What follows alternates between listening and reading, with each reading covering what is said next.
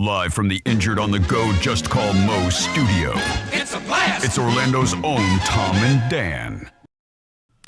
Welcome back to A Corporate Time. We've got Chef Pat and Eric in here for a HOLLERBACH German restaurant in downtown Sanford. I like that. Zicke, zacke, zicke, zacke, hoi, hoi, hoi, HOLLERBACH German Restaurant. Zicke, zacke, zicke, zacke, hoi, Hoi, hoi, hoi. I can't roll my R's, but the AI can. So I just you take advantage of it. That's what you do. Good to see you guys. How's it been? Hello.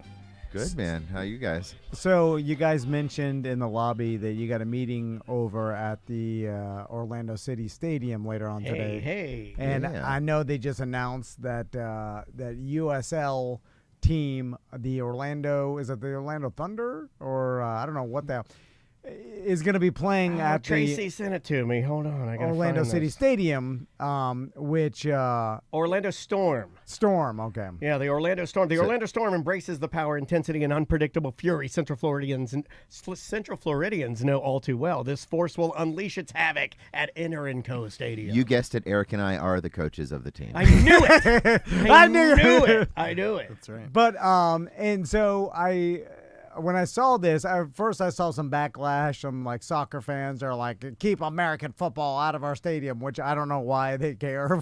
Like what goes on when they're not. Well, it's poisonous. You know? Like, what are they talking about? Somebody said that? Really? Yeah, I just saw post. You know, like you gotta say something negative on the internet. My That's how God. it works. I mean, like without football stadiums, we wouldn't have any EPL teams playing anywhere in North America. Y'all better reverse your stance. I like the fact that they're using the Orlando City Stadium for other events beyond Orlando City games. For sure, use what we got. And it's good for them. It's good for the business. Like and then I've always said, like, you know, and I know that the original plans were back even when me and Daniel worked for them when they were building the stadium. They wanted to bring in concerts and things like that. That was originally the plan, and you didn't really, you know, and we were in all those meetings, and it was supposed to be the secondary medium venue for, you know, Orlando. It was going to be a little bit larger than your Hard Rock, a little bit larger than your, you know. But smaller than the Camping World, right. So then it could house certain acts. But I mean, I think with Camping World and Kia and everything's so close, it's, you know, it's hard to get use for all three. And then, True. And then it's outdoor, so the Kia Center, the arena, is going to take a lot of those acts because now you have weather involved and stuff. But going back to the USL and the it's I guess a minor league professional football team. These never work. Over and over, they never work. And I don't understand. I can't get behind this one. Not because I don't think it's a great idea. Well, I don't think it's a great idea. But not because I don't want it to succeed. That's a better way of putting it. I want it to succeed. I just know it's not. And I don't understand why people keep doing it. $1 million idea, arena football. It's just hard for me to right. I don't want to put my allegiance behind this. I don't need any more T-shirts that will be dead in 1 year. I just said I have a Dwayne The Rock Johnson, whatever the last team XFL team was, in my closet. I just came across the other day. Speaking of XFL, the Orlando Guardians. We did some work with the Orlando Guardians, and I remember looking at the business model with The Rock being a co-owner, and then them getting a bunch of money. I looked at that. I was like, man, this one might stick. Like, even though the 5 previous ones failed, I was like, oh, they got some money behind it. No, they they're got a all going to celebrity. fail. And then in 1 year failed, or at least done. And so now they're bringing back this, and it's like, I mean, what are the chances it succeeds? To me, it's 0. It is 100% going to fail. Orlando Rage, Orlando Apollo, Orlando Guardians, Orlando Predators, Orlando Storm. You forgot Orlando Thunder from the World League. I'll add that one. Okay, yeah. We've had a lot of, like, Orlando Thunder would have come the closest to succeeding in the NFL World League, I think, right? I have a Thunder pin. It's pretty badass if you have that. From back in the day. Yeah, I was a big Thunder fan when I was a young boy because that was the height of my NFL card collecting days, and they threw the World League cards into the regular packs to promote the World League. So I still have a lot of those cards. Pretty wild. I mean, I don't know why they just continue to fail or they don't go past the 1 year, but it just continues to happen. Because it's usually not very good, and we all are okay with waiting for the NFL, and college is just great. Yeah, but then how do they keep popping up over and over? But if it does stick, right? This But could it's be not like going the to. next $1 It's- thing, I guess. No, it's not going to, though. Yeah, It's I not agree with going that. to stay. It's like a lottery ticket. But for the same It reasons. is okay. It is a lottery ticket, Eric. That's good. Because you're not going to win. So, but I don't. Yeah, you're right, because I don't understand who's backing this financially. Well, I can tell you. I had a list of them here. They- Hold on. Let me see if I can find them. And that they can't see the same reasons why the previous ones didn't succeed. Like this one's not going to succeed. Like nothing's changed.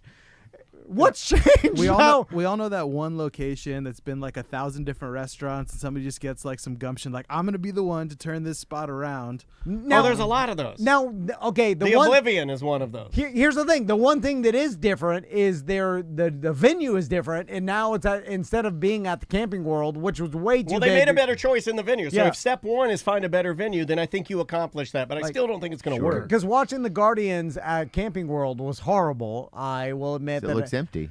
I wanted that rock money, and I tried to promote it for a minute, and I did get some of our listeners, hardcore BDMs. I convinced them to come out, and they all were mad at me. Yeah. When I was sitting there hot as hell. I brought my kids. Didn't they hated it? Didn't they say it was the single worst event you ever took them And then to? I couldn't leave at halftime because they all were there, and I was like, I want to do something. You can't sneak out. My kids are roasting alive. You're going to in be the like, I'm sun. going to get them a pretzel, and then have them meet you at the concourse, and they can haul out. I do that with my wife. I'm going to act like I'm going to get food. Just meet me in the concourse. It was so bad that I didn't even mention that I went because I couldn't lie and say it was at all good. I couldn't even say that I went because it was so bad. The league's newest investor, billionaire Mike Repole, is playing a key role in its expansion. A New York native and longtime Orlando resident, Repole became co-owner of the UFL earlier this year. This is a new era of United Football League. We're looking to cities that are big markets and don't have a lot of professional sports, and that's why we chose Orlando, Columbus, and Louisville as our new franchises. Who wants to bet me this will succeed? Because I will take that bet. Because won't. now that I heard a billionaire is backing it, this is just the classic example of rich guy wants to own a football team, and that's the fastest way these things all fail. Because he wants to own a football team, no one else wants it, and no one's going to go to these things. If you put the rock in his shoes, then all it is an ego stroke for the person who loves football.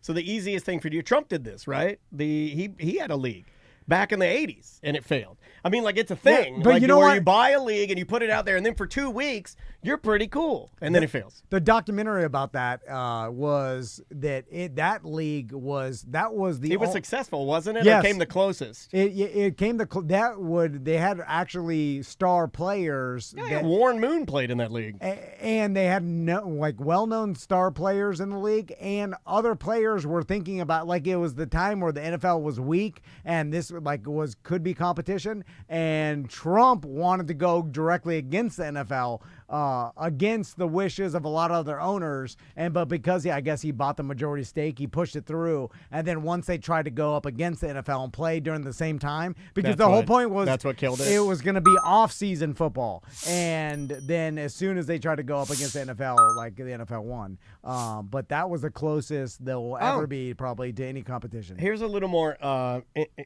info that's interesting. The current UFL is majority owned by Fox Sports, which holds 50% stake. Other majority investors include Dwayne "The Rock" Johnson, his ex-wife, Danny Garcia, who also resides in Orlando. I didn't know that. And private equity firms Redbird Capital and Impact Capital, which is Repole's investment group. So there are big names in this. Can I get some of that private equity? Because they seem to be wasting a lot of their equity on stupid ideas. Tax write-offs. Yeah. What would you do with it? Give me an idea better than a football league. I mean, almost anything. What do you Another hollow It's like box? a beach ball. I'm like, Yeah. Rebuilding Yeah, Whataburger. Yeah. I'll build a hollow box in Orlando. It'd be more successful. Like anything, hollow box any other place in Florida, more successful. Like there's 10. It's going to fail. Yeah. And it's crazy that we keep doing this. Anyway. So what else is going on, guys? We're in the middle of Oktoberfest season. How's that going in the hollow box? Good. Like I said, I've been busy. Eric's been busy. We've got lots of stuff going on at all the places. We'll be at Avalon Park this weekend. You're still wearing your lederhosen. I'm still wearing them. Has English Dave given up yet? He has given up. He went like 4 or 5 days. Oh, and gave come on, up. Dave. I know. It's okay though. Now I'm like I'm just the guy in lederhosen now. It's not a challenge anymore. Well, it doesn't really even look weird now. I've seen people in lederhosen like probably doing a similar challenge that are just German people that just live around Orlando. Sure. And I'm like, oh, that does not look out of place during Oktoberfest season. That's all we've ever wanted was we're gonna at least make get through lederhosen Oktoberfest normalized. for sure. Yeah, 100%. And Dave, isn't he doing aren't you guys doing a co-op? Yeah, so that's our chef's night for the holiday season, and I believe the end of November. November 20th. is Christmas from across the pond. It's a Happy Christmas from English Dave and myself. All right. That's cool. We Tickets just ordered available at we just hollerback.com. ordered some accoutrements You have to have for dinner. crackers, right? Like the little. We just ordered some pulling things for crackers. dinner. Yeah, do you know what pulling crackers are? No. Like for Christmas. I found this out from Peppa Pig, and it's a really weird thing that the Brits have that we don't have, and I always thought they were pretty fantastic. But apparently they're like little boxes of presents or like with candy or stuff inside of them, and you pull the sides of them and they're It looks like a toilet paper roll wrapped wrapped like a Tootsie Roll. Yeah. Okay, I've seen this and before. you but it has explosives. Well, And- you sit around the table and you hold them, and then you like pull, and like it goes a certain way to which the gift goes, but Yeah. you have to come figure it out with English Dave. His Oh. explanation. Yeah, it's like a little explosive popper, and you pop and it blows the candy. They're called crackers. They're called crackers, and Peppa Pig used to have Christmas them. crackers. And I would tell my wife, I'm like, yeah, we ate them all the time, bro. I would tell my wife, I'd be like, how come we don't have little exploding boxes with cool gifts in them? They do have we did that explosives in 4th them, of right? July. I don't know. I've I done always thought it once. was explosive. I did it one time. You know what? 100% it's explosives just to make you happy. Yeah, is it not? Is it I have just no like idea. I always thought it had a little like Do we have to get like a people to snap sign and pop. waivers now? Like a snap and pop. Or like those Yes, things they that sell them Pirate at Spot, Publix. where like you pull the The string. string and then it's like like confetti shoots out. Yeah. Something like that, yeah. All right. Yeah, it's like that. And that's Pressurized. okay. Yeah, and Don't say explosive. Pressurized. Yeah, it's pressurized. and that's a holiday tradition in In England. England. When that's all you got, man. That's all you got. So. Yeah, mince pies. That's another one. I remember one time we went out and found a mince pie for Santa because my daughter wanted it to be like book accurate, and not bad. Like the fruit mince pie, right? Yeah, not bad at all. Like pretty tasty. Was that like a fruit cake essentially? It's Swain. Yeah, no, it's like a pie, but with like fruitcake filling almost. So it's like chopped up spiced berries, dates, figs, whatever, baked in a shortbread crust. Yeah, I just thought it was pretty good with coffee. Because somebody Yeah. got to eat all the snacks that are down there, and I'm not as big of a cookie man as I used to be. So So when's the end of Oktoberfest? So in Germany, it actually ended yesterday or Saturday. Oh, really? So the only place you can have Oktoberfest now is here in Central Florida. boom. for HOLLERBACH, when do you guys? So end it? our big street party is the 17th and 18th. So the 18th Okay. will be our last kind of Oktoberfest day before we start gearing up into the holidays. Hell yeah. Gotcha. And what's going on in the street party? So we will have food out there, pretzels, beer. We'll have some King vendors Guys out band. there. Yeah, the King Guys band will be out there playing music. The German dancers. We got a magician who's gonna show up in Yeah, lederhosen. Chef Ed actually. Oh, hell yeah. No, is- oh, really? Yeah, he's Ed's gonna come. Ed's been a really good magician, and For sure. besides being a chef, I'd say the last 2 years, he's really been busting his ass on his magic. Yeah, 100%. And trying to get way better. Not that he wasn't already good, but he's been practicing his balls off to get a new act. But yeah, he's coming to do some street magic. And he on has a Saturday. new act, and now he's performing out in Lederhosen. Yeah, and he's been trying to get it bigger and better, and yeah, I hope he gets it going. He's good job, buddy. He's been like working really hard on that act. So Yeah, for sure. We're excited to have him. It's That's a new cool. new aspect to our fest. And can I for just sure. shout out one of our amazing Please. sponsors? We probably could not have put this event on without the Sanford Airport actually Nice. coming in awesome. and helping Yeah. out with this. Like, it's my favorite airport. Yeah. My wife says that's the best airport that she flies. That's like when So easy. like she will change her flights to use that airport because it is the most convenient. yeah, they definitely. We haven't done Nice. this event in 2 years like this, and honestly, without them, like we might not have had the confidence yeah. or some of the support to do that. Well, so, thank you, Sanford Big shout out to Airport. them for real. Yeah, for coming in and getting Raul. because without having HOLLERBACH, Oktoberfest in Sanford, I don't think it feels right. We Yeah, gotta yeah. have that. Lots Thank of you guys. comments over the last couple of years. People have been wanting it, so I think we're trying to give people what they want with what we can do. So Yeah, no, and it makes perfect sense on the Sanford Airport being right there, and the fact that they have really cool, unique destinations. and there's a HOLLERBACH in it. Yeah, there is a HOLLERBACH. Yeah, there's a HOLLERBACH in it, and That's one of the best parts. There's a lot of Just make direct. it better. I got a picture yesterday of somebody sitting there eating breakfast on their way out of Yeah. Sanford Airport. It's cool, dude. It's cool. It's way cooler. Easier to park and get to smaller airport, and then you don't have to park at Park and Bark or whatever. Man, that's the Just worst hit thing up- we ever did. That's the just worst hit up thing you Chef and I Pat. ever did. You Tom know. and I were trapped at a Park and Bark for like 3 hours. But I didn't think we were going to make it out of the Park and Bark. Come park downtown, have a beer at the restaurant, and we'll take you to the And can airport. somebody make me understand what does the bark part mean? Why is that even in the Why name? are the dogs involved in this? There's no, and why is your sign painted like a Dalmatian? This is weird. Yeah. And where's the trolley bringing us? I got to find my car. I got to get the hell out of here. Yeah, dogs have nothing to do with this. You just did it because it rhymed with park, and that's lazy. So, what about is Halloween a big?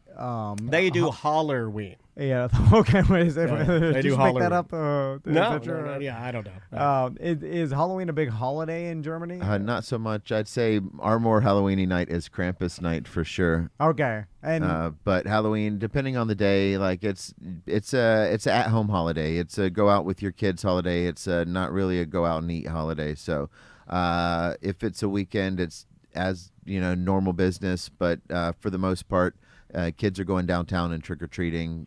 Restaurants, I don't think they're doing that anymore. No, they don't used do it on to- First Street anymore. The city used to give out candy and make a whole thing about it. I think they direct people to the park on a certain night now.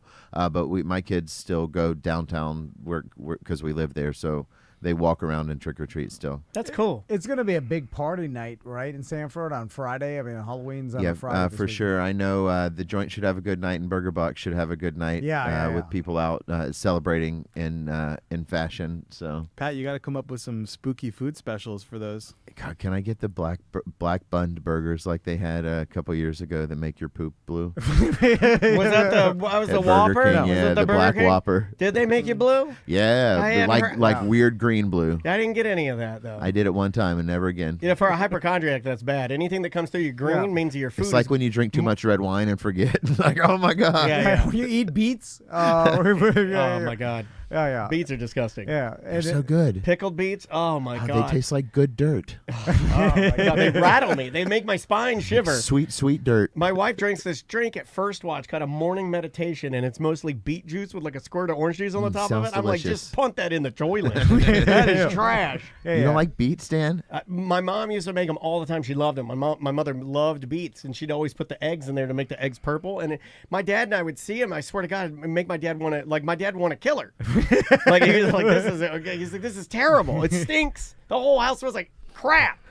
And you guys are doing another Krampus versus Saint Nick. It's a little early. Yeah. Are we doing it? Are we doing it? Yep. Hell yeah. This year we do have to change the date a little bit, so it'll be December 4th. It's the first time we're announcing, actually. Okay. Perfect. And we have our Saint Nick back, and our Krampus has had a big summer. He's actually a manana. His name's the Cheese, and he's going it to. is that guy. Yeah, It is. He's going to be, putting up his cheddar wurst belt, maybe, to fight Saint Nicholas in the ring. So it should be an awesome time. So you still got your same guy though, even though he's gone on to greener pastures Yeah. and is now a manana Yeah. for the. Cheese is our guy. Yeah. Yeah. He said he wants to do it for the rest of his life, so we'll hold Well, him you to gotta that. lock that guy down. Yeah. He's fantastic. Yeah, awesome guys. That's killer. And now Manana. The Savannah Bananas. yes. He's the dance team. the dad bod dancers. They're cheerleaders. Okay. All He's right. one of those guys. Yeah. Also, Not anybody can do that. we've had a couple of the Savannah firefighters also have been in our events too. So it's weird how this world has gotten connected over the last year. Yeah. You need to keep connecting it until you're the official restaurant of the Savannah Bananas. I love it. You need to I do. love it. Yeah. You know why? I mean, yeah. I mean, why haven't they come and been at the restaurant? We got to work on that. We got to get young professor in Dude, here. I'm friends with him. I'm Love that guy. on the social medias at least. So Yeah. we need to get them in here next time. they're You've done. met that guy, right? I'm pretty sure I've met him. Oh, he's also. the man. Young professor's the nicest guy in the world. Yes. That guy deserves so much success. All of those banana guys, when you meet them and they're so kind, they all deserve all the success that they're getting right now. And I hope it just gets bigger and better. Again, when you go to HOLLERBACH in downtown Sanford, ask for a Tom and Dan pen. It's free. Had lots of people over the last couple of weeks coming in. Had me busy running pins. So. Okay. Well, the weather gets to a point where you kind of want to I want to eat up. I don't know, when the temperature dips, I go, I want to eat up. Yeah. It's HOLLERBACH weather. Yeah, Yeah. it really is. Like when it's a little crisp, I'll stuff my little body. Some drier air is coming this weekend, so it's a good chance to enjoy. Wow, that. what are you sleeping with my wife? Hey. I saw it on Facebook that some cool air is coming down. Yeah, because all this rain, it should be, sucking I it think out. Saturday, Sunday should be pretty nice. It should be. Saturday, Avalon, when we're out there, should be a pretty solid day. Awesome. Well, Chef Pat, Eric, thanks so much for coming by. Appreciate you Again, guys. it's HOLLERBACH German Restaurant in downtown Sanford. Go ask for a pin when you go there and enjoy some awesome German food. HOLLERBACH's German Restaurant. HOLLERBACH. Zicke, zacke, Hoi, hoi, hoi, hoi. I can't do that. German Restaurant. Restaurant. Zicke, zacke, hoi, hoi, hoi. We'll take a quick break. We'll be right back with more Corporate Time. It is another A Corporate Time with Tom and Dan. I'm Dan. I'm Tom. We've got our Bad Business Beer Fest coming up November 22nd, and then the Sofa and Suds Sanford Couch Races on the 23rd. Both free events. Come out. The Beer Fest, we got live music, got a DJ, tons of food trucks, tons of vendors out there. The streets of Sanford are open. The beer is everywhere. Yeah, a bunch of craft beers, local, really good breweries. We got THC seltzers, which is a craze right now. We've had home brewers in the past. You never know who's going to show up there. All of your old favorites, like Tom said, your THC seltzers. If you need to slow down a little bit, we got you covered. We're going to have new Tom and Dan merch. Eric Merchman's going to be out there selling vent T-shirts, some new Tom and Dan T-shirts. And it's going to be a good time. It's a street party, so come on. I say get there around noon, get that free gift bag, then walk around Sanford. Beer starts pouring at 2. What's in the gift bags this year, gift bag, Gary? Well, something from our sponsors, Just Call Mo. Okay. We've got Modern Plumbing. We've got Fairvilla Megastore. Dildos. We've got Jeff's Bagel Run. Bagels. We've got Power Spot Fireworks. Fireworks. We've got My Eternal Vitality. Testosterone. Problems in the bedroom. See Dr. Power. And much, much more. Yeah, Anyway. lots of stuff out there. So let's do a weird job today. To get you guys ready for the shock and horror that will be Bad Bunny taking over the halftime of the Super Bowl, because apparently everybody's just livid about it. Not my halftime. Yeah, nothing makes me. We need an American citizen. That's what I say. I love the people saying that we needed Kid Rock. I'm like, yeah, that's what we need. I think he is an American citizen. Lots of non-American citizens have performed. Yeah, here's the thing about. But it doesn't seem like it. Here's the thing about. Because he don't speak English. Kid Rock's got the skinniest ponytails of all the ponytails. His ponytails are too skinny, or his braids. To get you ready for. I want Bob Seger. Bob Seger and the Silver Bullet Band. I believe he took himself off the road. This is a true story. Bob Seger took himself off the road this year because, quote, it's too hot for him and his fans. So he took himself off the road. Ozzy Osbourne's fat son. He doesn't play. He doesn't play any music. Okay. Jack Osbourne is a kind boy who suffers from some sort of disorder. Okay, ladies and gentlemen, getting you ready for Bad Bunny. I did something sort of in the style of what I think Bad Bunny would do if he got a hold of the Tom and Dan Weird Job Wednesday theme song.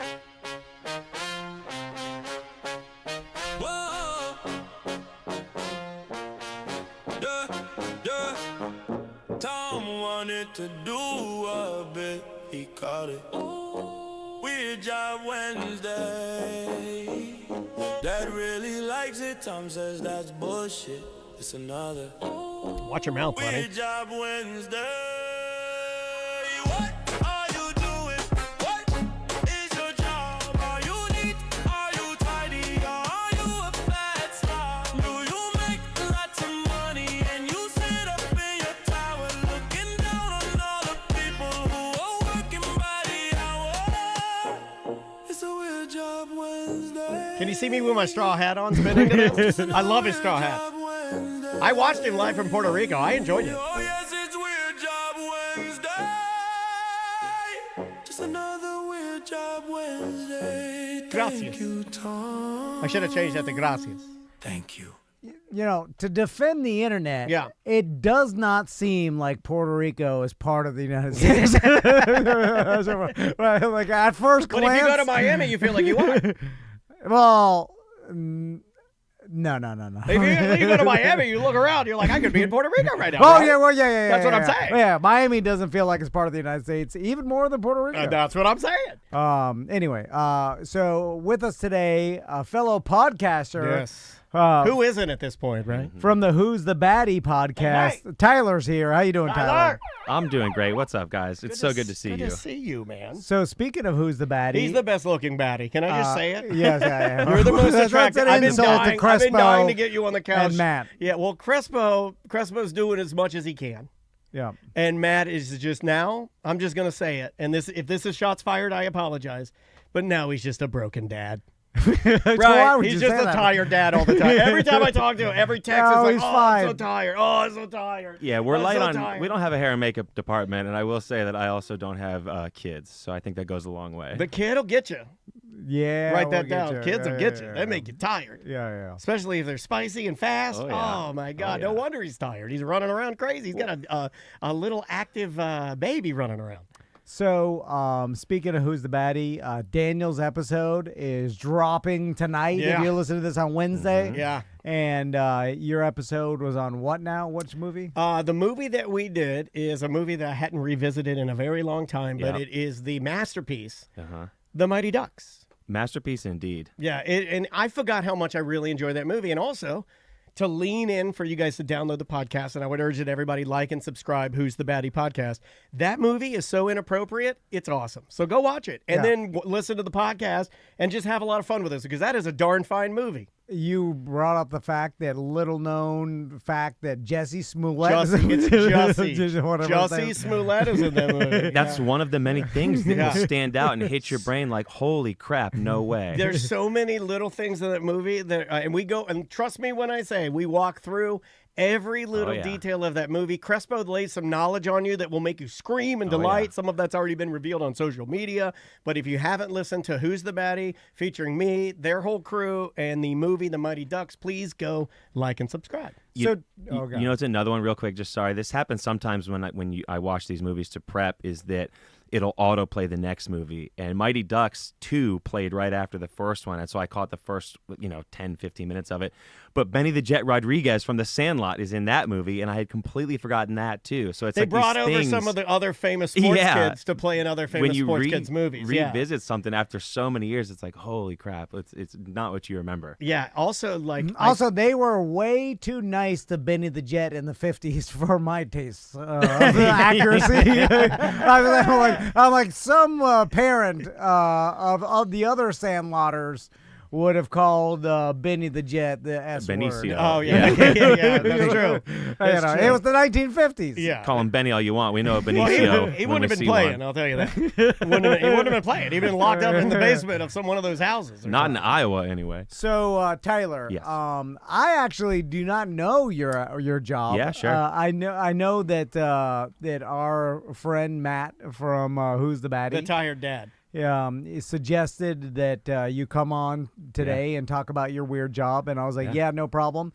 And then we scheduled it weeks ago, and now, literally 5 minutes before you came in, I text Matt. I'm like, what does Tyler do? I have no idea. Who the guy is? There's a bit of the jet coming.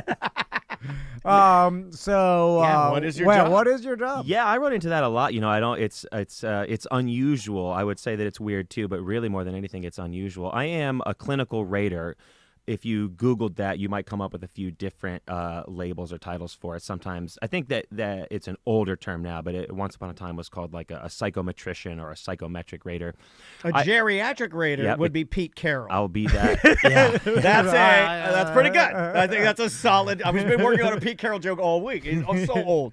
Cooking up Pete Carroll material. trying to All right, cook all up my right. Pete Carroll. Yeah. Well, that'll be me at some point whenever a geriatric hits. But so I tell people I'm a clinical rater and that I work in clinical research, and I work very specifically on psychiatric trials. So I work on clinical drug trials, but I work exclusively on trials that are testing new and sometimes existing meds, drugs, or therapies for psychiatric diagnoses, things like ADHD, depression, bipolar disorder, things like that. Okay, well, let's Can you rewind. get my Adderall? I'm sorry, that wasn't me. I That was need Tom. it real bad, Tyler. You don't understand. Yeah, I mean, I there's got fat. I can't think of nothing. He's spilling out of his pockets right now. Look the floor. There's dust. There's Adderall dust. chop these up real quick.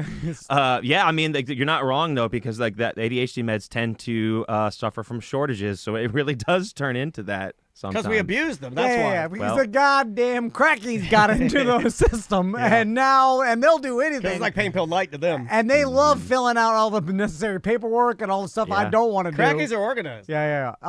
Because they need it. They Yeah, need the you gotta be poison. organized for crack. So back to just the definition of Yeah. raider. Why is it called a raider? I thought raider was a pirate.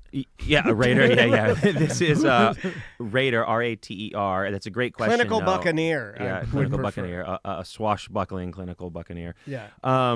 Yeah. So in just The chat room wants to quote you on the "I got fat and I can't think nothing." Is that the accurate? That was the accurate quote. You're gonna put this on your tombstone when you die. we got something for that. We got something for that. Yeah, like bird's eye view, clinical drug trials or clinical research in general is just really the process or the series of processes by which new meds get developed, tested, proven to be effective, and then eventually released. So, often for a lot of things, if you are making a med for blood pressure or body weight or something like that, you can measure that very directly. You can measure blood pressure. You can measure body weight. You can measure all kinds of things that have tangible physical properties. Things like depression or ADHD symptoms or schizophrenia are not directly measurable. There's no physical properties to those things. So you have to come up with some way of measuring. I've never thought of that. Yeah. Has this med made a difference or not? Is there any difference in rates of responding or in, symptom profile? And so since those things are not innately measurable, you have to come up with ways of measuring them. So almost always is the case is that there is some assessment tool, some diagnostic tool that really just boils down to a bunch of different questions to help build an impression, build a profile of someone's disorder, someone's diagnosis. And then through repeated exposure to those questions, you ask those questions over time and see if things change or if they stay the same. So you're like quantifying things that are unquantifiable. Yes, that's exactly, if you get Yeah. into a psych class, they'll call it a hypothetical construct. I like this. You don't even really have to worry about the technical vocabulary. But what- if you don't build it out, then it doesn't exist. True. I mean, there is some truth to that. It's one of those things like, listen, depression, anything that's not directly measurable, sadness, happiness, jealousy, you can't measure jealousy. You can't hold it in your hand. You can't point at it. That doesn't mean it's not Travis real. Kelce can hold jealousy in his hand. Yeah, he sure can. According to the song Wood. Yeah. So you bring up a good point about being able to measure whether a crazy pill is working or not, right? And I call yes. them crazy pills Sure. just because Yeah. it's I'm on disrespectful. him. Yeah. No, it's all good. He likes to do that. A healthy sense of humor is important. That's the Well- same reason I call his Adderall I call him a fast gay. He takes his fast gay pills. I Makes just, him gay and fast. I just like taking saying whatever the thing is treating in the pill, like fat pill, crazy pill, big pill, small pill, Yeah. whatever. Yeah. And so Boner pill. when you're weenie pill. when someone's going crazy like a cartoon, like woo, bouncing, and then all of a sudden he's standing there after, you're like, okay, well, he was crazy, and then now he's just standing there, not crazy anymore, right? It's working. Yeah. But then I'm like, whoa, wait a minute. He still could be crazy. Well, and- is he and crying one tear? Then he's just frozen and crazy. Yeah, maybe he's just acting me. normal and he's still crazy up in his head. How can we know? We can't Somebody tell. in the chat room said our president called Ozempic, quote, the fat shot. Oh, yeah, I like that. I like that. I do too. That's hilarious. Yeah. I've always liked stores that are called just the thing that they do, like nails. Yeah, or Dan's Fan City. Yeah, Yes, Dan's Fan. yes. Well, that's a little fancy for my days. It could have just been Dan's Fans. Or That's fine. fans. Is it an actual city of fans? I don't know about that. And who's the mayor of the city? It's kind of And what kind of city is this? Is this a liberal city? Yeah. Do I need to put, do we need to put the National Guard Also- in there to control these fans? store is not Couldn't even hurt. that big. It's Yeah, it's tiny. How many fans do you have in there? Burn it down. You make a good point, though, because not everything that is not directly measurable is overt. Like you're talking about an excess of behavior bouncing off the walls. Now, that's visible. We don't need fancy questions to observe that and measure that. But the opposite, maybe things that are going on internally. I mean, how do you measure negative self-talk, or how do you measure feeling sad or bad or guilty or worthless? And that's all hidden. Like that doesn't show itself. You can measure crying and you can measure how a face looks to you, but that's not really measuring what you're trying to get. So there's like you just said, there's two sides of it too. The things that happen inside the mind or inside the body are even another step away from being able to be captured. At least in a meaningful way. So how do you start? So when you're starting one of these, what's the definitive starting, or is there a definitive starting point for something like this? It really depends on the indication. We use the word indication. You can use the word diagnosis, whatever the condition is. It really depends on that. If you're I do a ton of ADHD work, a lot of ADHD studies.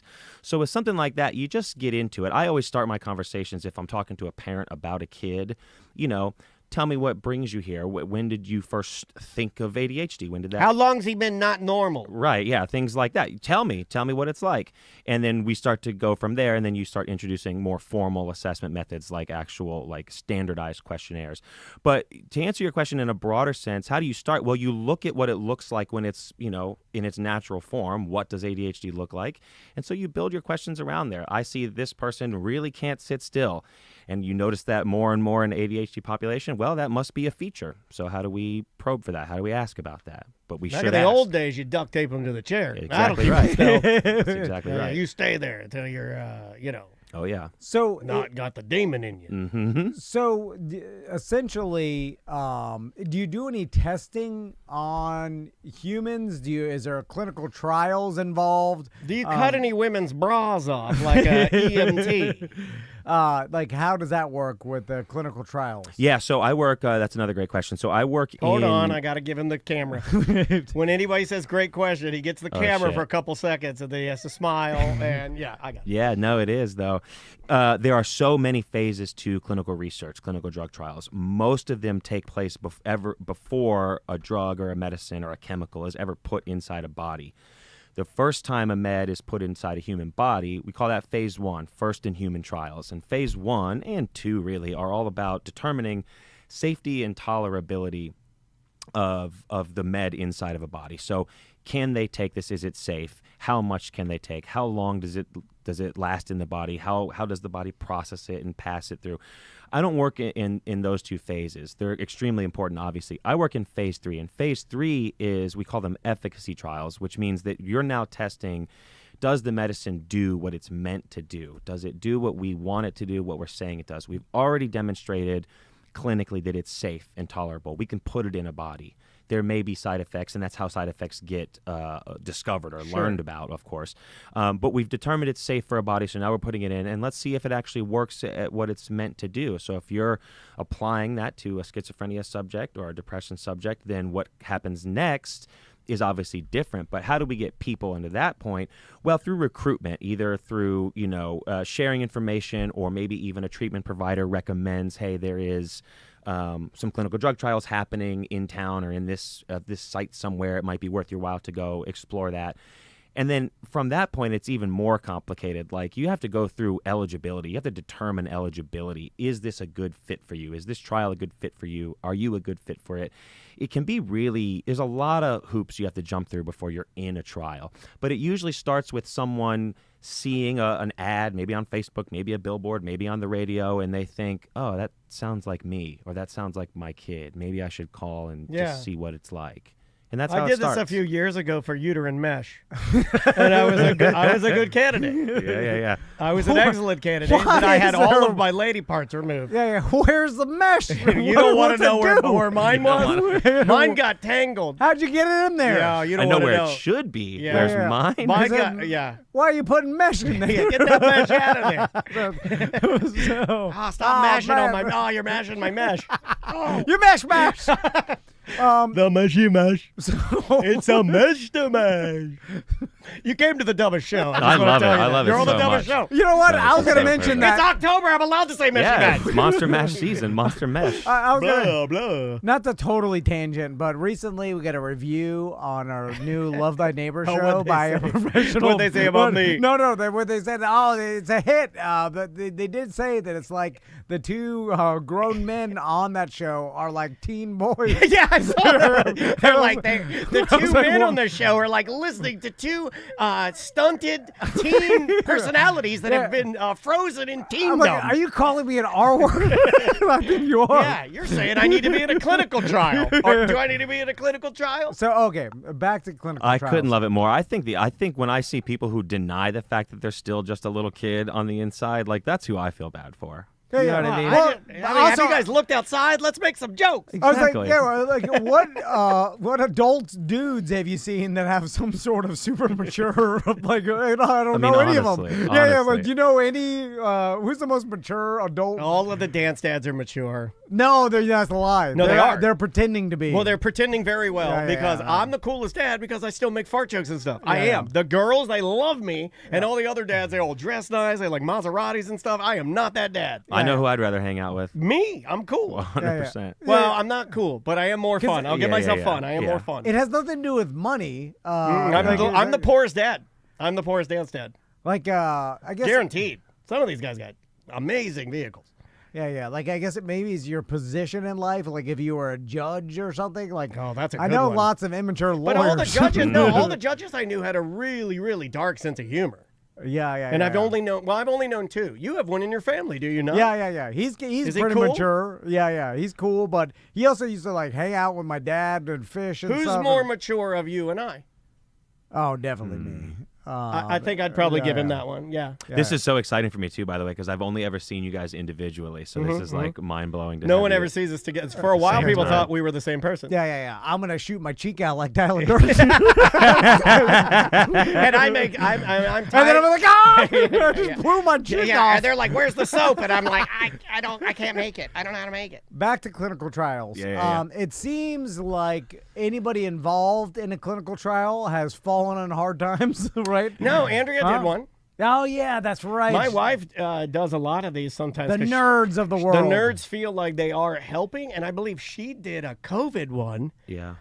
She's not a true blood American like I am. She's more, she's drinking the Kool-Aid. And I'm more of a true American. And she did a COVID trial, and I think they gave her the placebo. Yeah. It happens 50-50 chance. Yeah. man. I think she was just going there, and they were just stabbing her for money. Yeah. Yeah. Well, it's the money part that usually She was getting paid. Right. She was getting paid pretty decent. Of course. all- Absolutely. like my friends in college and we're always talking about clinical trials and like, oh, you can get paid and can. like you just stay at, some of them you have to be in a hotel for like a week and they'll Oh, that's give the you, Ashley Madison clinical trial. Right, so those are Oh, yeah. phase 1 trials. Those are the ones where you stay. You don't Yes. come and go. Oh, Can yeah, you they get get me paid and a Tom lot. on this? Because we need money for this company. And we it can do clinical trials. Those, by the way, everything that was just said is true to some form or another. Like the low economic status is true for the vast majority of clinical research participants, especially phase 1 trials, which is safety and tolerability. Just think about it this way. It's not like it's that risky necessarily. I don't want to make it sound like it's really dangerous.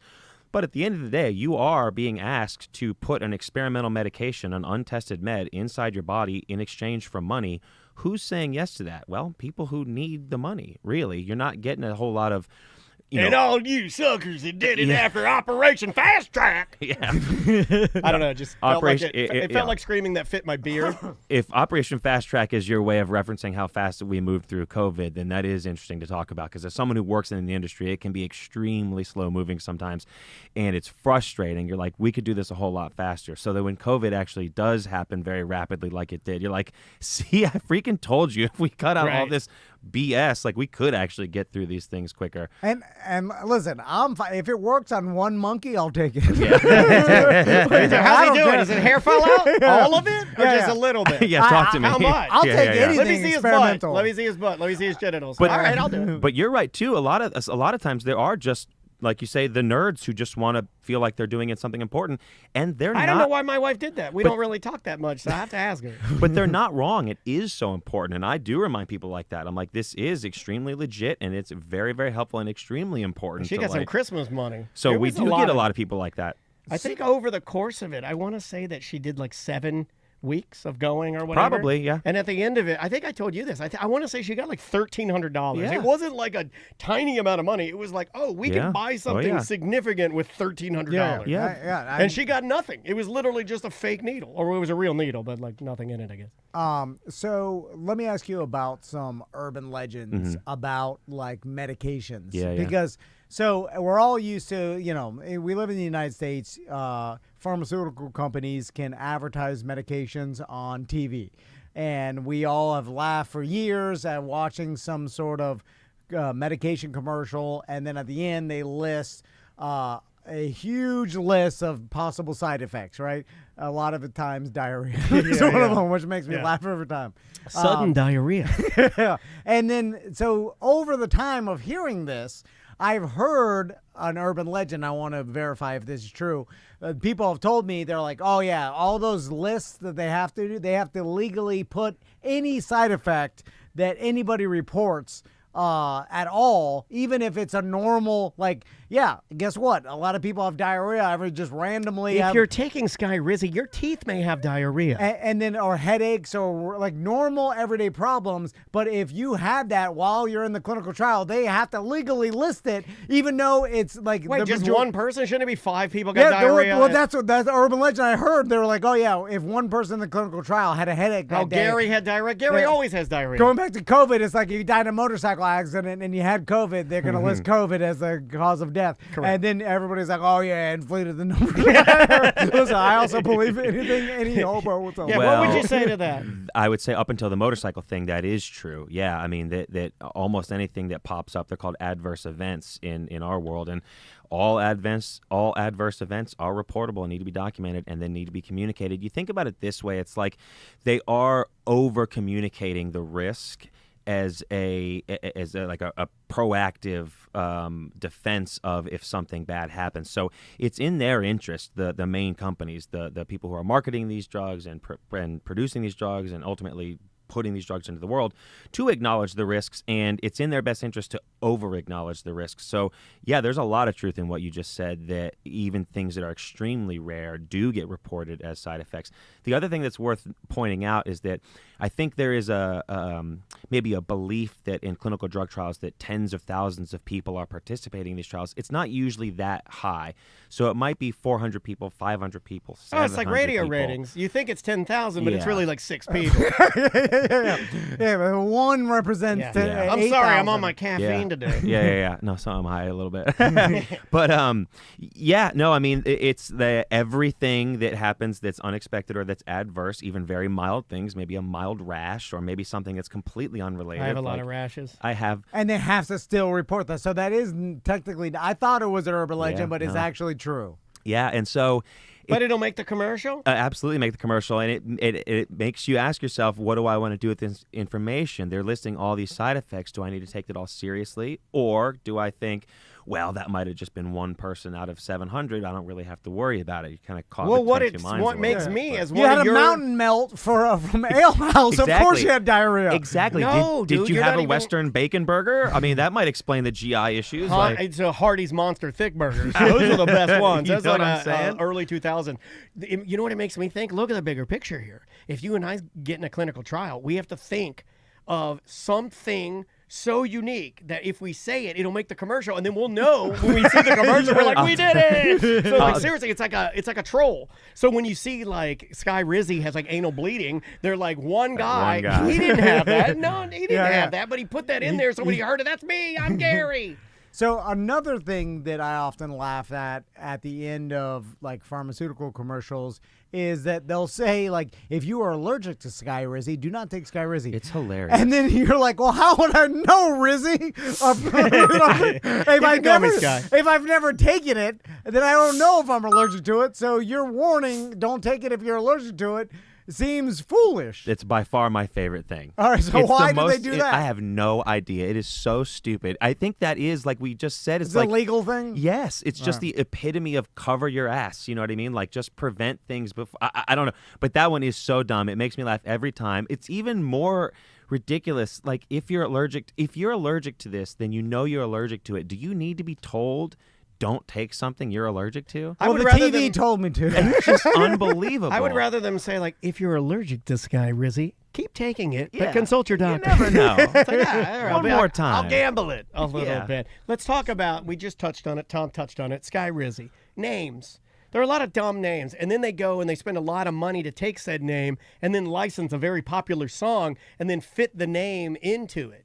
You know, like is that a big? Is any of that play in what you're doing Not at all? thank God. So that's although a I would marketing. love to know. So marketing Absolutely. takes over after you're done. Yes, we get are the actual names of the pharmaceutical, There and you it's go. it's not always a drug or a chemical. It almost always is, but we get like the real name. We get the chemical name, and it's obnoxious at times because Huge. it is like Yeah. a ridiculous name sometimes. But that's never how they're released, and I think you're right. I think that they just these big pharma companies, the big sponsors are worth more money than God, more than you can imagine. So they spend so much money in their market research, and they get some fancy, stupid firm to come up with this is the name I think that would work the best or whatever. So how that all goes down, I have no idea. It's totally separate from what we do. So why is it like we always hear this football player had to go to Germany for this treatment, or like this has been going on for years, where Yeah. you go out of the country because we've always heard that like, oh, there's looser regulations in Europe or whatever, South America. But not on Therefore- food. They don't put certain chemicals in food, so why would their drugs be worse for me? yeah, I don't I'm know. just using common sense, right? No, If they're for taking the sure. dyes out of the food that we put in that kills us, but I'm going over there to get medical care, that makes me think their medical care is better. Well, in the United States, it's harder to get in, harder to get out. It's like the mafia.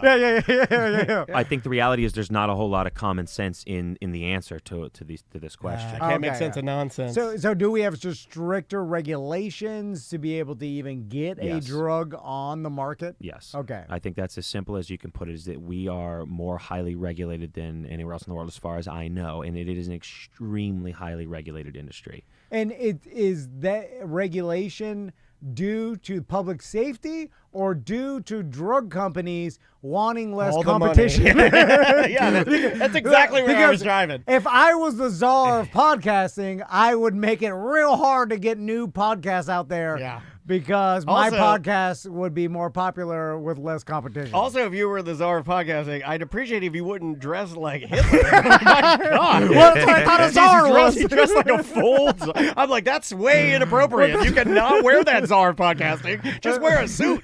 You don't need a black outfit with a tiny hat and kill the mustache, man. I mean, Jeez Louise. Absolutely. You look like Mussolini. Well, how does a czar dress? I don't know. It's what's in the It's closet. either that or a magician. That's all I have. I just need to wear white gloves no matter what.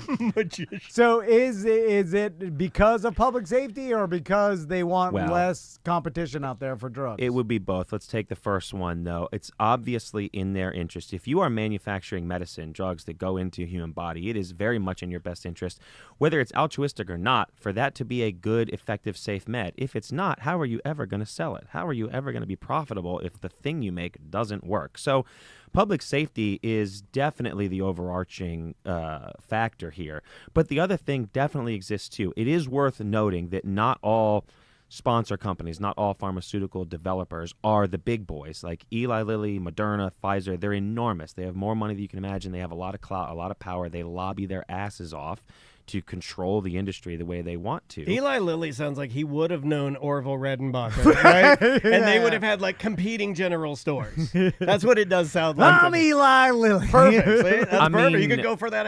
Who are you for Halloween? I'm Eli Lilly. You know Bayer. Bayer makes aspirin. Bayer is a German company. Bayer was very involved on Bayer. the bad side of World War II. You can look this up. It's Yeah. not hard to find. It is what it is. They Their were. name never changed. I mean, Aspirin for your headache, ich habe eine Kopfschmerzen. It is what it eine is. Kopfschmerzen. Exactly. Couldn't have said That it means better I have a myself. headache in German. It really does. yeah. Racist I'm feeling better. and autistic. I knew it. But yeah, it would be silly to deny that those enormous companies do throw their weight around to bend the industry to what they want to accomplish and how it comes out.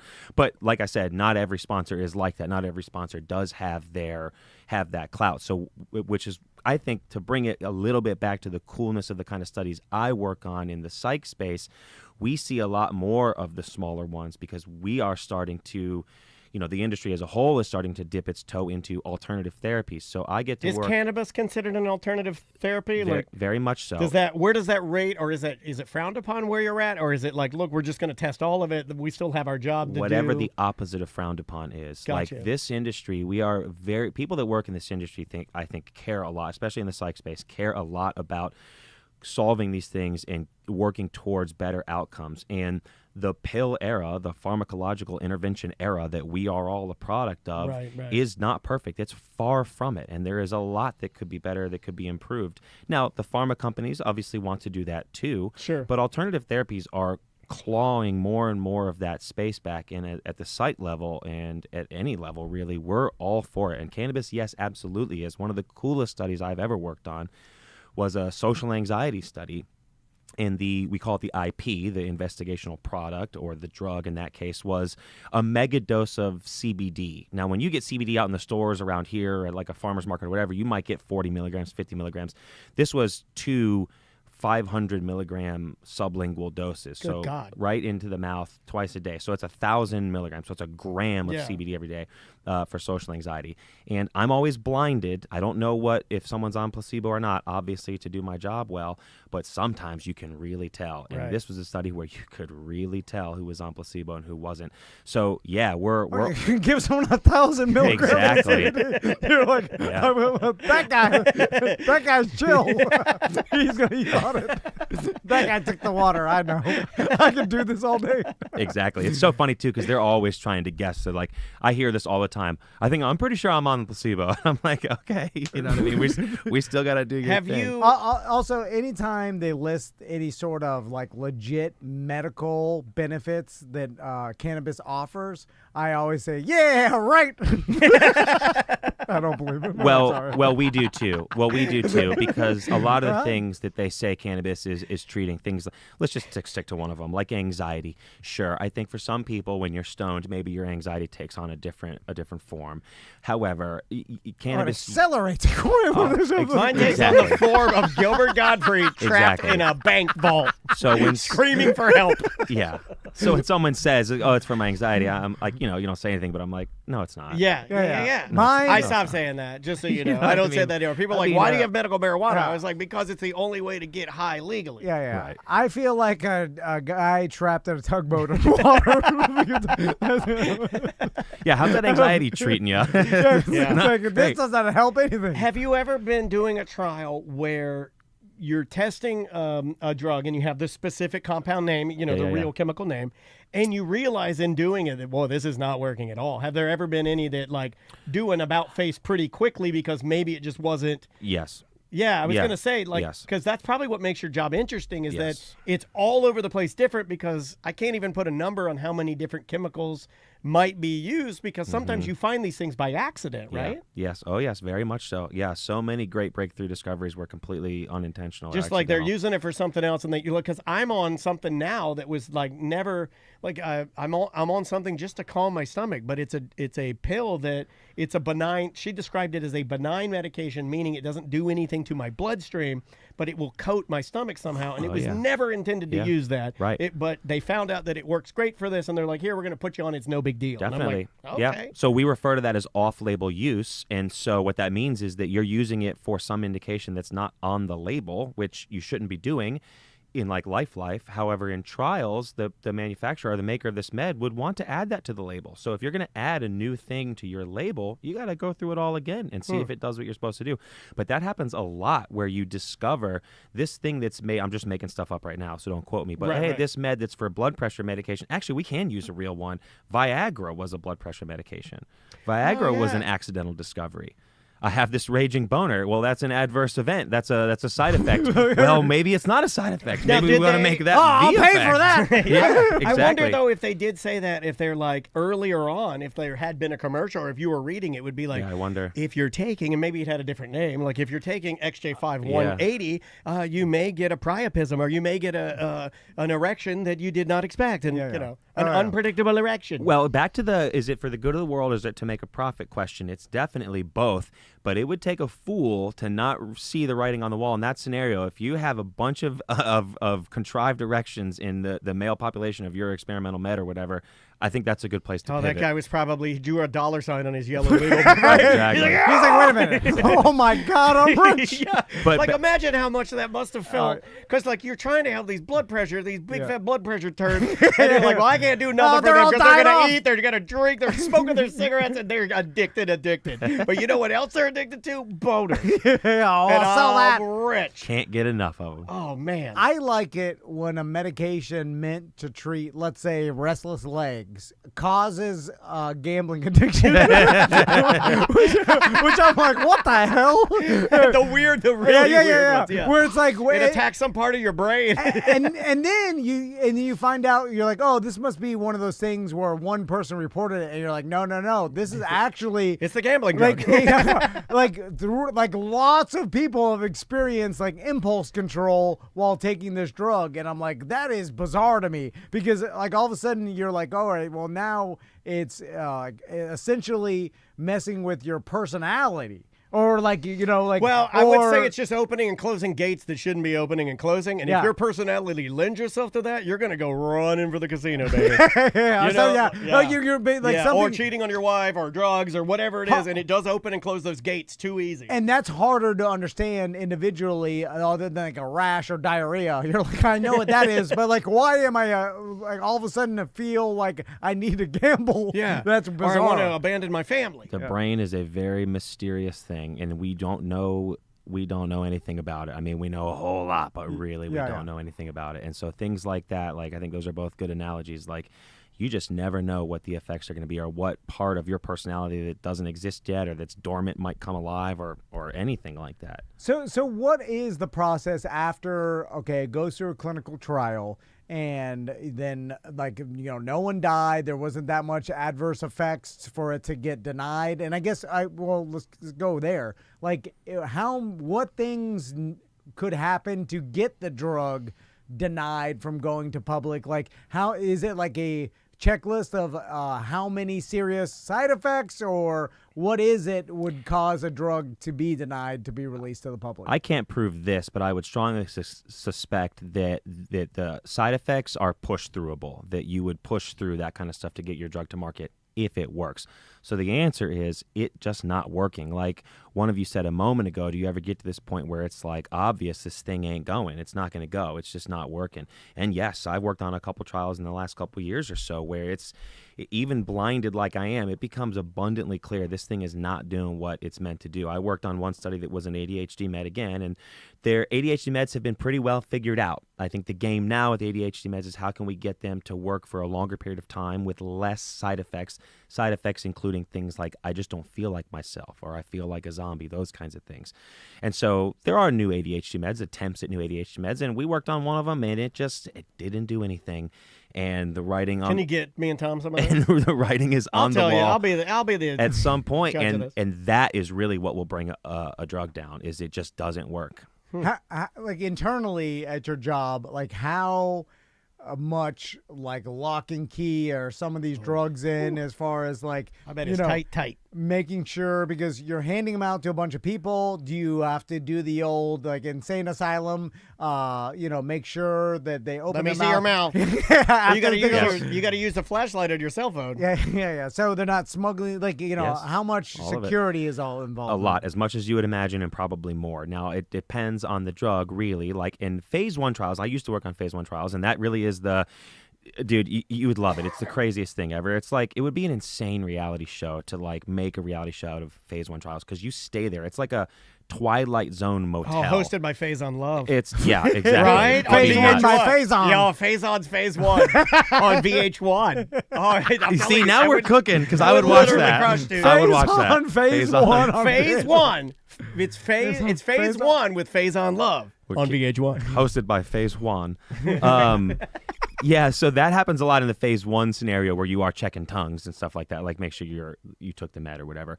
In phase 3, people are not staying in a clinic, so they come and go, and they go home, and so you send them with med. Now, there's still accountability, a lot of accountability, and you do med checks every time they come back, and if there's any like reasonable suspicion that there's misuse or abuse, including giving things out, then, they're out of study and you follow the rules after that, but it ends for them. But as far as lock and key goes, it depends on the drug. And at my site, since we do alternative therapies like cannabis products and psychedelics, like psilocybin and MDMA type drugs, those things are extremely highly regulated. And before not every site can do that. We have demonstrated success and high quality running of trials at our site, so we are considered a good site for psych trials. But initially, before we'd ever done one, like the accountability checks and feasibility and accountability checks are very stringent. So the DEA comes in there and has like a 700-point inspection that they want to see certain things, and they install cameras, and it's very, very tight.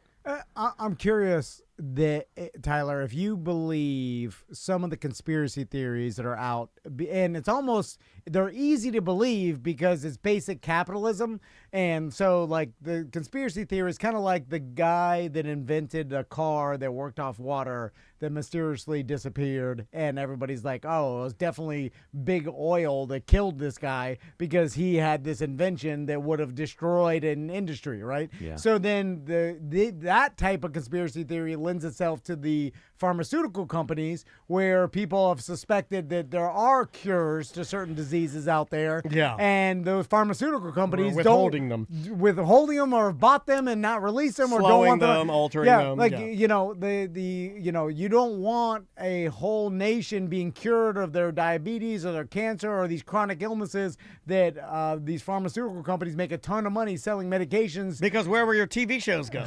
Once all those people are dead, Well, or gone, yeah. or cured. Yeah, you don't want them cured. You want to keep a nation of sick people. Right. Now that seems sick. Write that down. Sick Nation with Tom Fair. Hey, it's like maybe like a ridiculous conspiracy theory, but I could see how people believe it, because you're like, well, basic capitalism says that if I was the owner of a cancer treatment, it's like an drug airless company, tire, Tom, right? It's like, where's the airless tire that we all know you created? I'm curious to what your thoughts working within the industry are. Yeah. Oh, I think it's very believable.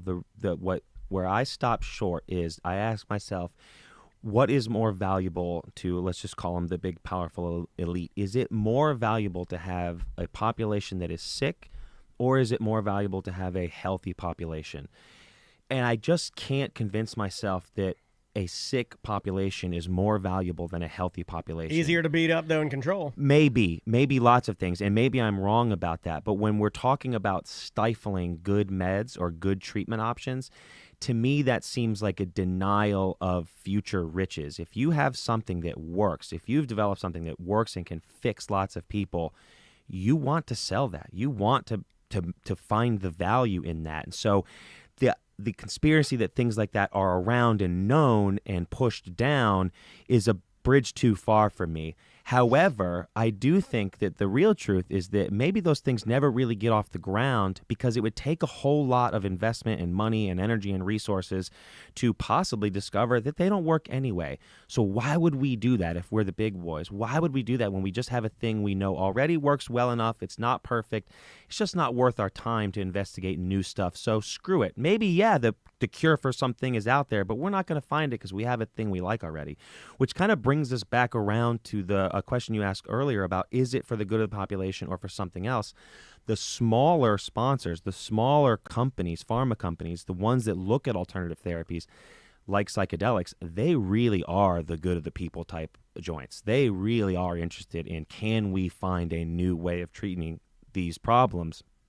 in a way that is safe and effective and different from what's been gone on so far. So things like PTSD and drug-resistant depression and bipolar 1, things that are really, really hard to treat, those companies are in that space too. And if anyone's discovered a cure for these things and is keeping it held down, that would take a collection of miracles to pull off, I would imagine. Where my BP1s at? What? Yeah, they're out there, baby. Yeah. You drive by them. So I do think that conspiracy theory is believable. Like most good ones, it's like, yeah, I can see that going down. I don't buy that necessarily because I just can't I can't see how keeping the population sick is worth the effort and valuable enough to do it versus discovering and profiting off of new therapies, new things that work. Appetite suppressants and peptides, a new thing, or Absolutely. craze, like that's what And everybody's... they're coming into our world too. Yeah. We have, I can't get into super specifics here, but GLP-1 inhibitors, which are Ozempic and Wegovy, are now being thrown at things like alcohol use disorder and things Oh, really? like... I've heard of that, yeah. Yep. I've heard of alcoholics taking Ozempic Yep. because it helps that as Yep. well. It turns down... Stops them from drinking hot dogs. Turns down, yeah. Turns down the noise. I'm so stupid. How about schizophrenia, though? Would you How think? about it? Yeah. Would you think Best that? sex I've ever would had. you- My God, don't get rid of it. You can't get rid of the schizzos. You just turn it down. Can you say that? I don't think you can say that anymore. You're gonna be able to switch in, turn it on, You're turn it off. canceled now. Yeah. So last question, Tyler, Yeah. because we got to go. Oh, yeah, right on. In your industry, what do we talk? Because we ask all the weird job, guests what they make, and I'll ask you specifically what you make. But in your industry, what's the going What can salary? you? Yeah. Yeah. what are you talking about? It ranges enormously, and I think it's a phenomenal industry for a young person to get into with maybe just a college degree or maybe just an AA degree or maybe not even that. If you did it that way, you would start at the very bottom, which means you'd be a research assistant, and I don't know what they make, but it's definitely more than a teacher or something like that. So Ew. 50s, 60s, something like that. And then Okay. it just balloons up after that. And the industry is a good one because it really, in this way anyway, in that it really values experience. So the more time you've put in, you could have someone with advanced degrees. I have advanced degrees. You could put someone with no advanced degrees and they could really rise to the same exact level. Me Wow. with degrees, I got to kind of, skip that and enter higher than I would have otherwise. But it really is a ladder climbing thing. That's and awesome. so the more experience you have in something like this, especially if you work on difficult stuff like psych trials or like cancer, like oncology, things like that are difficult, Big, yeah. and you stay in there for a while, you can make a lot of money. I mean, it would be easy to be six figures, low six figures, $100,000 a year for people in the industry, and then a lot of them, big trial managers, make double that. Wow. And Decent amount. We'll end with this: pharmacists, just pill counters, right? Can anybody do that? You're counting 130 pills. I don't- Put 'em in a bottle. We'll end with this. Pharmacist. Can anyone do it? We'll see you tomorrow. You go to Google, you look up Yeah, interactions. and Hey, you're like, "Ah, hey, the medicine I just gave you, you can't eat tomatoes. It'll interact. I'm not afraid to say on the radio that, yeah, I think that's true. take that. Pharmacist versus Raider. No, listen, it's a sweet gig. I'd love to be one. Hang out at Walgreens all day. Yeah, I love Walgreens, especially the toy aisle. All right, we'll see you tomorrow.